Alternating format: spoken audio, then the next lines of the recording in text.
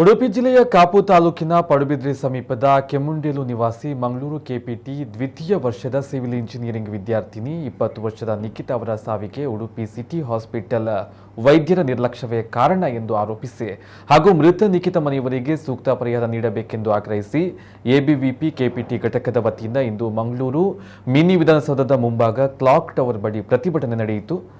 ನಿಖಿತಾ ಸಾವಿನ ಬಗ್ಗೆ ಸಂಶಯವಿದ್ದು ಗೊಂದಲಕ್ಕೆ ಕಾರಣವಾಗಿದೆ. 1 ವಾರದ ಒಳಗಾಗಿ ಉನ್ನತ ಮಟ್ಟದ ತನಿಖೆ ನಡೆಸಬೇಕು ಹಾಗೂ ತಪ್ಪಿತಸ್ಥರಿಗೆ ಶಿಕ್ಷೆ ಆಗಬೇಕು ಅಂತ ವಿದ್ಯಾರ್ಥಿಗಳು ಆಗ್ರಹಿಸಿದರು. ನಿಖಿತಾ ಕುಟುಂಬದ ಜೊತೆಗೆ ನಾವಿದ್ದೇವೆ ಎಂದು ಪ್ರತಿಭಟನಾಕಾರರು ತಿಳಿಸಿದರು. ಮುಖಂಡರಾದ ನಿಶಾನ್ ಆಳ್ವ, ಆದಿತ್ಯ ಶೆಟ್ಟಿ, ಶ್ರೀಪದ್ ತಂತ್ರಿ, ಶ್ರೇಯಸ್ ಹಾಗೂ ಮೃತ ನಿಖಿತಾಳ ಅತ್ತೆ ನಳಿನಿ, ಚಿಕ್ಕಪ್ಪ ರತ್ನಾಕರ ಹಾಗೂ ಚಿಕ್ಕಪ್ಪ ಅವರ ಪುತ್ರಿ ಸ್ವಾತಿ ಅವರು ಈ ಪ್ರತಿಭಟನೆಯಲ್ಲಿ ಪಾಲ್ಗೊಂಡಿದ್ದರು.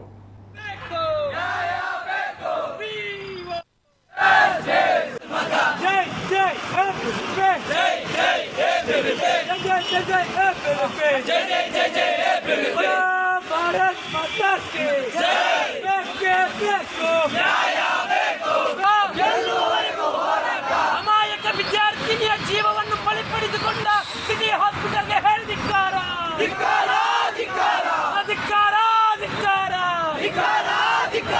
ಸಿಟಿ ಹಾಸ್ಪಿಟಲ್ಗೆ ಹೇಳಿದಿಕ್ಕಾರ.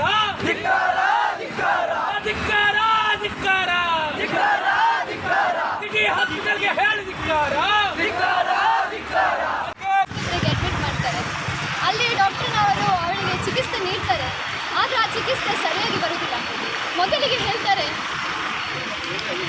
ಕರುಳಿನ ಸಮಸ್ಯೆ ಉಂಟಂತ, ಮೊದಲಿಗೆ ಹೇಳ್ತಾರೆ ಅಪೆಂಡಿಕ್ಸ್ ಬಂದಿದೆ, ಅಲ್ಲಿ ಬಂದಿದೆ.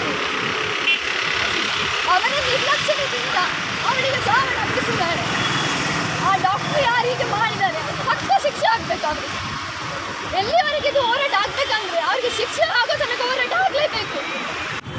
ಆ 1 ವಾರದ ಒಳಗೆ ಯಾರ ನಿರ್ಲಕ್ಷ್ಯದಿಂದ ಇವರ ಸಾವಾಗಿದೆ ಅದನ್ನು ತನಿಖೆ ಮಾಡಬೇಕು ಮತ್ತು ಈ ಕೃತ್ಯ ಬೇರೆ ಯಾವ ವಿದ್ಯಾರ್ಥಿಗೂ ನಡಿಬಾರದು ಅನ್ನುವ ನಿಟ್ಟಿನಲ್ಲಿ ಅವರ ಹೆತ್ತವರು ಕೂಡ ನಮ್ಮ ಜೊತೆ ಬಂದು ಸೇರಿಕೊಂಡಿದ್ದಾರೆ.